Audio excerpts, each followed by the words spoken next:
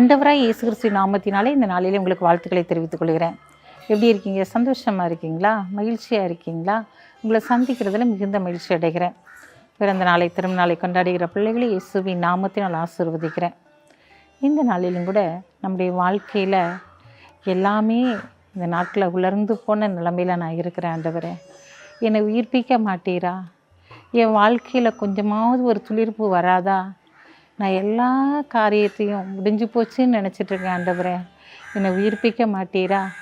நான் ஆழ்கடலின் நடுவிலே மூழ்கிற நிலைமையில் இருக்கிற ஆண்டவரே, என்னை உயிர்ப்பிக்க மாட்டீரா என்று சொல்லி நீ ஏக்கத்தோடு பார்த்து கொண்டு இருக்கிறாயா? உலர்ந்து போன உன் வாழ்க்கையை ஆண்டவர் உயிர்ப்பிக்க போகிறார். வாசிக்கிறேன், கேளுங்க. சங்கீதம் 138:7. நான் துன்பத்தின் நடுவில் நடந்தாலும் நீர் என்னை உயிர்ப்பிப்பீர்.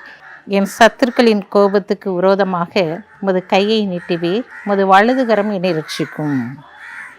நீர் என்னை உயிர்ப்பிப்பீர். துன்பத்தின் நடுவிலே நான் நடந்து சென்றாலும் கூட, எல்லாம் முடிஞ்சு போன ஒரு சூழ்நிலையும் கூட என் வாழ்க்கையை உயிர்ப்பிக்கும்படியாக இந்த நாளை நீர் கடந்து வந்திருக்கிறீர். ஆண்டவரே, இந்த நாளிலும் என் வாழ்க்கை துளிர்க்காதா?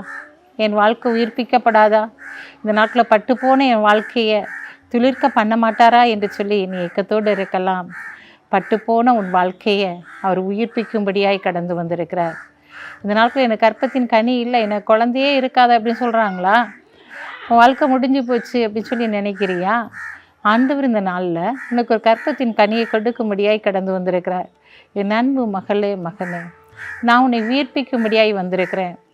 எந்த காரியத்திலலாம் நான் உயிர்ப்பிக்கப்படணுமோ அந்த காரியத்தில் நான் உன்னை உயிர்ப்பிக்கும்படியாய் கடந்து வந்திருக்கிறேன். ஏன் கலங்கி தவித்து கொண்டிருக்கிறாய்? என் ஜீவனுள்ள நாளெல்லாம் நன்மையின் கிருபையினை தொடரும் என்று சொல்லி உன் வாயினால் அறிக்கையிட்டு ஜொபித்தாயே. இந்த நாளில் ஏன் சோர்ந்து போய் இருக்கிற? இந்த நாளில் நான் உன்னை ரட்சிக்கும்படியாக கடந்து வந்திருக்கிறேன். என் கை உன்னை ரட்சிக்கும். இந்த நாளில் முடியாது என்று சொல்லி எல்லாரும் சொன்னாலும் கூட அந்த காரியத்தை அப்படியே முடிய பண்ணுகிறவர், அந்த காரியத்தை உயிர்ப்பிக்கிறவர் இந்த நாளில் உன் கூட இருக்கிறேன்.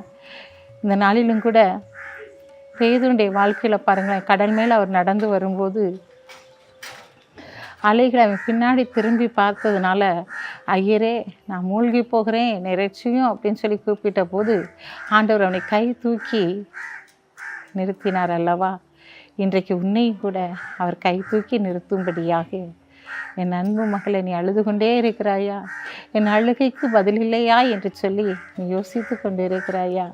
உன் அழுகைக்குரிய பதில், உன் துன்பத்துக்குரிய பதில் இந்த நாளிலே கடந்து வருகிறது. உன்னை உயிர்ப்பிக்கும்படியாக, அவருடைய கை உன்னை ரட்சிக்கும்படியாக இந்த நாளிலே கடந்து வந்திருக்கிறது. பயப்படாதீங்க. ஏன்னா உங்களோடு கூட இருக்கிறவர் பெரியவராய் இருக்கிறபடியினால் பெரிய காரியங்களை செய்து உங்களை கனப்படுத்துவார். கண்களை மூடி ஜெபிப்போம். அன்புள்ள ஆண்டவரே, இந்த நாளுக்காக உமக்கு நன்றி செலுத்துறையா. உங்களுடைய பிள்ளைகள் எதெல்லாம் முடிந்து போனது என்று சொல்லி நினைக்கிறார்களோ அந்த காரியத்தெல்லாம் நீர் உயிர்ப்பித்து செய்து முடிக்க போகிறீர். ஆண்டவரே, இவருடைய ஏக்கங்களை எல்லாம் நிறைவேற்ற போகிறீர். இவருடைய எண்ணங்களை எல்லாம் நீ நிறைவேற்ற போகிறீர். ஆண்டவரே, அதற்காக உமக்கு நன்றி செலுத்துகிறேன்ப்பா. இந்த நாளிலும் ஆண்டவரே, உங்களுடைய பிள்ளைகள் நினைத்திருக்கிற அத்தனை காரியங்கள் நீர் வாய்க்க பண்ண போகிறதற்காக நன்றி செலுத்துகிறோம்.